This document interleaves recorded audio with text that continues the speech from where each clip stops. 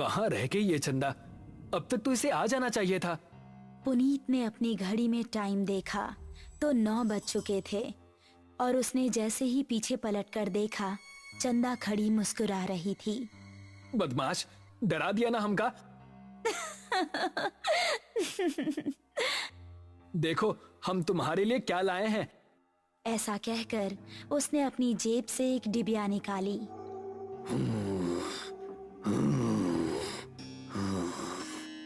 तभी उन दोनों को किसी के सांस लेने की भयानक आवाज सुनाई दी। कौन है? ठीक सामने बरगद के पेड़ के नीचे उनको किसी आदमी का अक्स नजर आया।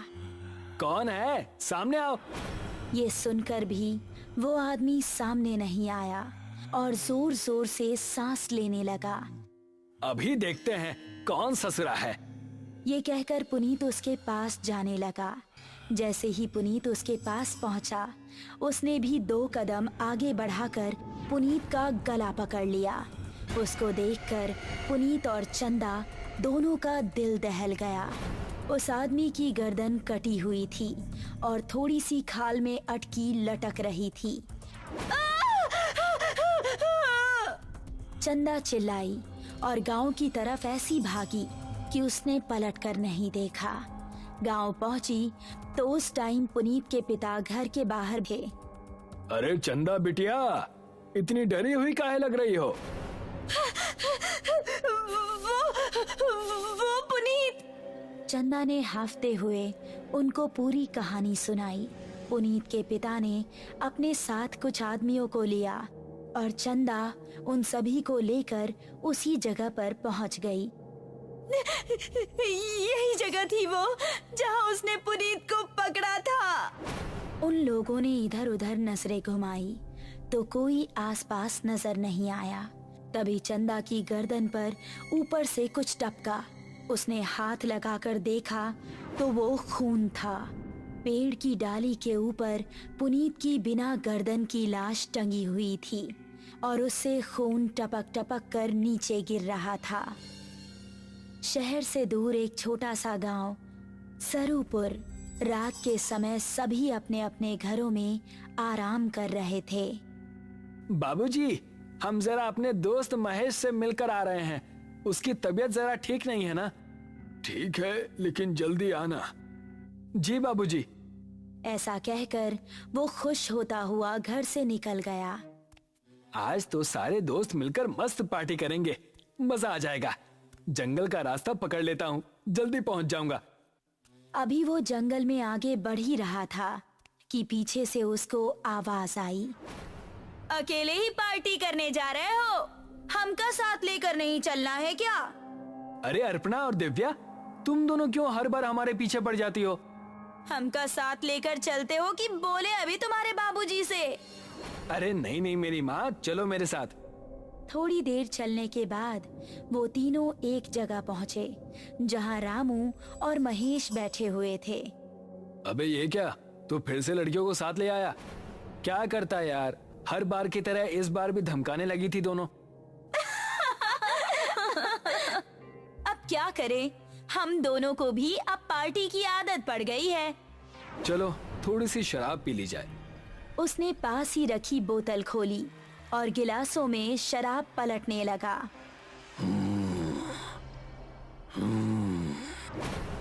तभी उनको किसी के सांस लेने की आवाज सुनाई दी। उन्होंने देखा तो पांचों के रोंगटे खड़े हो गए। सामने से कठमुंडू चलता हुआ आ रहा था। उन्होंने कदम बढ़ाए ही थे कि तभी कठमुंडू ने दिव्या को पीछे से पकड़ लिया। उसने दिव्या को इतनी जोर से कसा कि उसके मुंह से खून निकल गया। बाकी चारों अब बेहद डर गए और वहां से भाग निकले। दिव्या उसकी पकड़ में फंसी दर्द से कराह रही थी।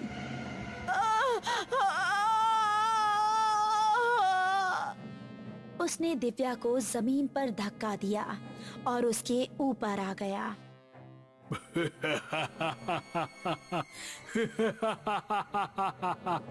उसने दिव्या के सीने में हाथ डाला और उसके सीने से खून की धारा निकल पड़ी।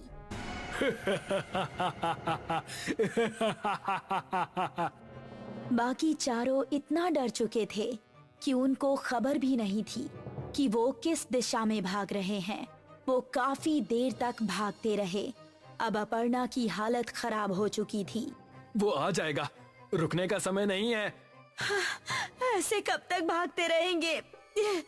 हम जा कहाँ रहे हैं, कोई बताएगा? हम रास्ता भूल चुके हैं, हमें नहीं पता कि गांव किस तरफ है।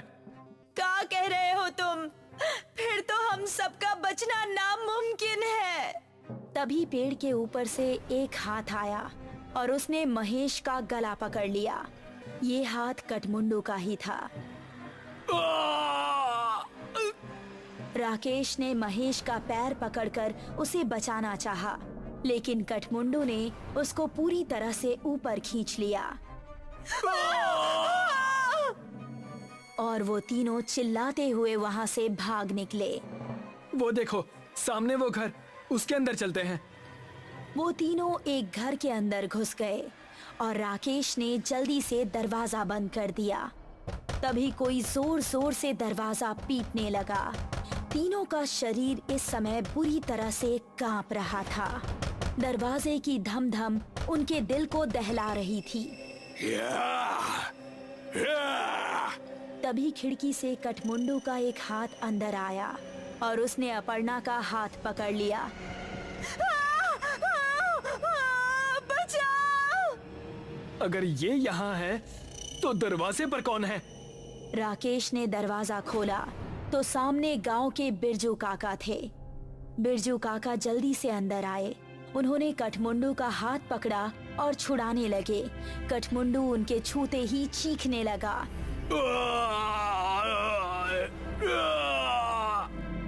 वो चीखता चिल्लाता हुआ वहाँ से भाग गया। तुम ठीक तो हो अर्पणा? मैं ठीक हूँ, शुक्रिया बिरजू काका। तुम लोग यहाँ करने क्या आए थे, वो भी इस समय? हमसे गलती हो गई बिरजू काका, लेकिन ये कौन है और आपको देखते ही वो भाग कैसे गया? ये कठमुंडू है। ये सुनकर वो तीनों एक दूसरे का मुंह देखने लगे। बहुत सालों पहले हमारे गांव में एक डाकू पल्लव सिंह का बड़ा खौफ था। गांव में एक बूढ़ी औरत रहती थी जिसका एक ही बेटा था। उसने धूमधाम से अपने बेटे की शादी की। शादी के अगले ही दिन डाकू पल्लव सिंह ने हमला बोल दिया। उसने पति और पत्नी दोनों को मार डाला और सारे गहने लूट लिए। अपने बेटे और बहू को मरता देख बुढ़िया तड़प उठी। पल्लव सिंह, जिस सोने के लिए तूने मेरा परिवार उजाड़ दिया, यही सोना तेरे लिए अभिशाप बन जाएगा। तू कभी नहीं मरेगा, सिर्फ भटकता रहेगा और इस सोने से हमेशा दूर भागेगा। ये सुनते ही पल्लव सिंह हंसता हुआ वहां से चला गया। कुछ दिन बाद पल्लव सिंह के ही एक आदमी ने उस पर हमला कर दिया। वो उसकी जगह सरदार बनना चाहता था, लेकिन पल्लव सिंह तलवार के हमले से भी नहीं मरा।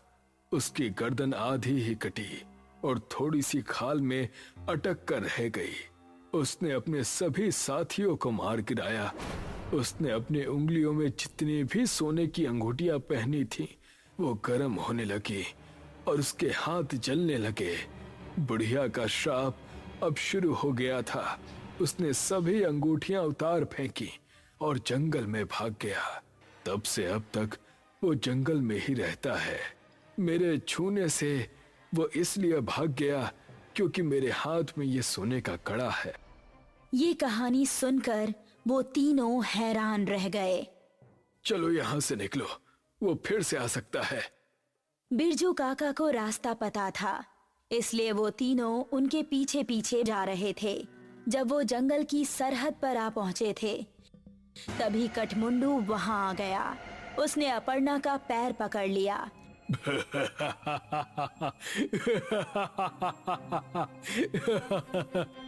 तभी राकेश ने बिरजू काका के गले पर नजर डाली। उनके गले में एक सोने की चेन भी थी। उसने चेन को उनके गले से उतारी और कठमुंडू की टूटी हुई गर्दन में डाल दी। उसने चेन को गले से उतारने के लिए जैसे ही छुआ तो उसके हाथ भी जलने लगे।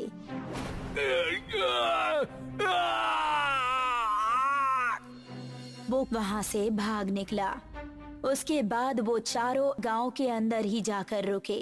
जब उनको देख गांव वाले इकट्ठा हुए तो उन्होंने सबको अपने साथ बीती हुई घटना सुनाई। वो दिन था और आज का दिन है। गांव के सभी लोग हमेशा अपने साथ सोने की कोई ना कोई चीज जरूर रखते हैं और अभी भी उनको जंगल में कहीं ना कहीं कठमुंडू नजर आता ही रहता है। बहुत पुरानी बात है। राजपुर गांव में एक बहुत बड़ा तालाब था। उस तालाब के किनारे ही एक बरगद का पेड़ था।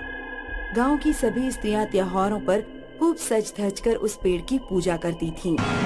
गांव में ये मान्यता थी कि बरगद बाबा सभी की मनोकामना पूरी करते हैं।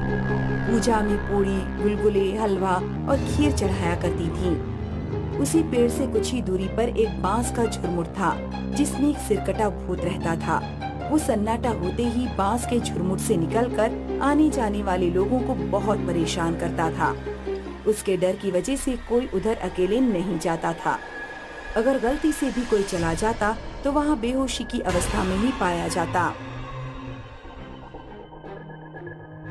ये गांव की औरतें बरगद के पेड़ की पूजा करती हैं और इतने अच्छे अच्छे पकवान चढ़ाती हैं। मुझे कभी कोई नहीं पूछता।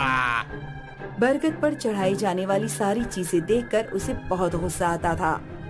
उसकी भी इच्छा होती थी कि लोग उसकी भी पूजा करें, लेकिन उसकी हरकतों से सब लोग उस बांस के झुरमुट के पास फटकते भी नहीं थे। एक बार बंसी नाम का एक किसान शहर से एक गाय खरीद कर ला रहा था, परंतु उसे गांव पहुंचते पहुंचते बहुत रात हो गई। अब क्या करूं? वो सिरकटा भूत तो मेरा रास्ता जरूर रोकेगा। आज तो बड़ी अच्छी दावत उड़ाऊंगा मैं। बंसी जैसे ही आगे बढ़ा तभी उसने देखा कि गाय आगे बढ़ नहीं रही है।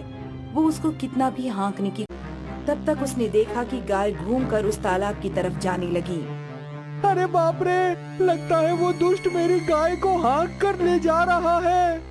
बंसी दौड़ता हुआ अपनी गाय के पीछे पीछे भागने लगा, लेकिन तभी उसे ठोकर लगी और वो मुंह के बल गिर पड़ा। तभी उसे लगा कि किसी की मजबूत बाहों ने उसे सहारा देकर उठा लिया। सिरकटे भूत, ये कैसी मुश्किल है। एक बार गिरा देते हो और फिर से उठा लेते हो। बंशी, उठकर अपनी गाय की रस्सी पकड़ो और घर जाओ। उस सिरकटे भूत से तुम्हारी गाय छुड़ाकर मैंने उसे भगा दिया है। आप कौन है? आप जो भी हैं, मेरी तरफ से आपको बहुत बहुत धन्यवाद। अक्सर ऐसा ही होता। सिरकटा भूत जब भी किसी को परेशान करता तब एक बूढ़े बाबा आकर उसे बचा लेते।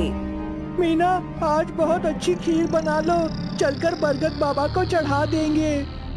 मैं भी यही सोच रही थी। हो सकता है बूढ़ा आदमी कहीं बरगद बाबा ही न हो। ऐसे तो उन्हें आज तक किसी ने गांव में नहीं देखा। खीर बनाकर वो दोनों बरगद के नीचे बैठ गए और एक दोने में खीर रखकर चढ़ा दी। हे बरगद बाबा, आपको किसी ने नहीं देखा, लेकिन आपकी अद्भुत शक्तियों की वजह से ही हमारे गांव के लोग रह पा रहे हैं, वरना उस सिरकटे भूत ने तो सबका जीना हराम कर दिया था। तभी अचानक बांस के झुरमुट में थोड़ी हलचल सी हुई और ऐसा लगा कि बांस के झुरमुट में से कोई हुर्रा रहा है। चलो मीना, घर चले। गाय की वजह से उनकी अच्छी आमदनी हो रही थी। एक दिन कोई त्योहार था।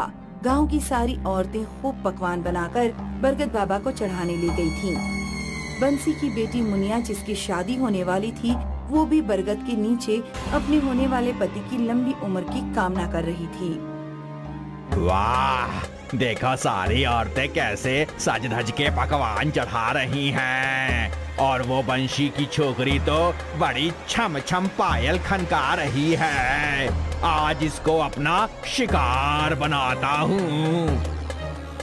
सभी औरतें वहाँ से वापस आ गईं, लेकिन मुनिया की पायल कहीं गिर गई।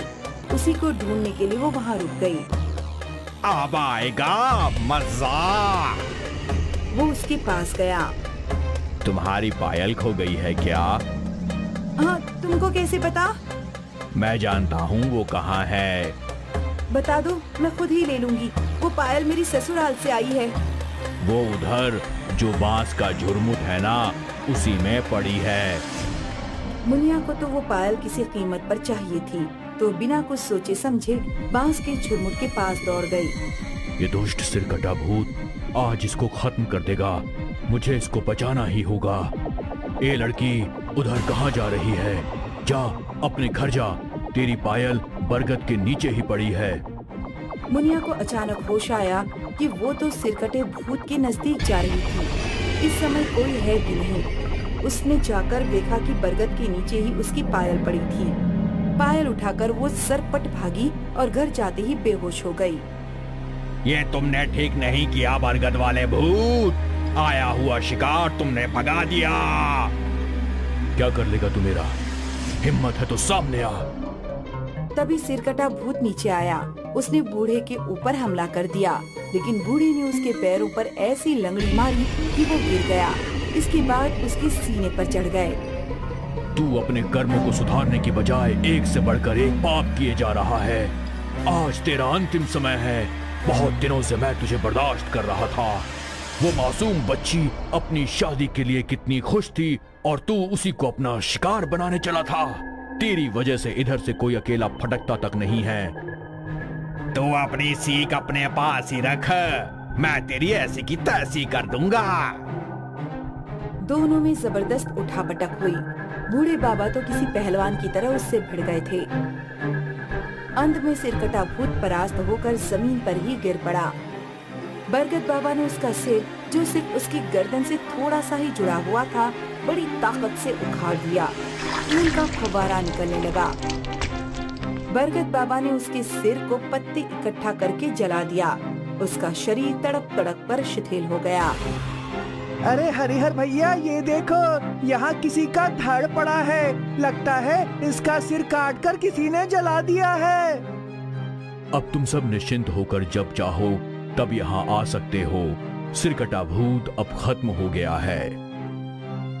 बाबा, इतने सालों से ये हम सबको परेशान कर रहा था, आज ऐसा कैसे हो गया? इसके बाप का घड़ा भर गया था, इसलिए इसका जाना ही ठीक था। तुम सारे गांव वाले मिलकर इसका शरीर बांस के झुरमुट में डालकर जला दो। गांव वालों ने वैसा ही किया। गांव सिरकटे भूत से मुक्त हो गया। मुनिया को जब होश आया तब उसने माँ से कल उसके साथ हुई सारी घटना बताई। पूरे गांव में शोर मच गया। उस दिन सभी लोग बहुत खुश थे। तब से बरगद के नीचे हर महीने मेला लगता है। अब लोग बेखौफ होकर वहाँ आते जाते हैं।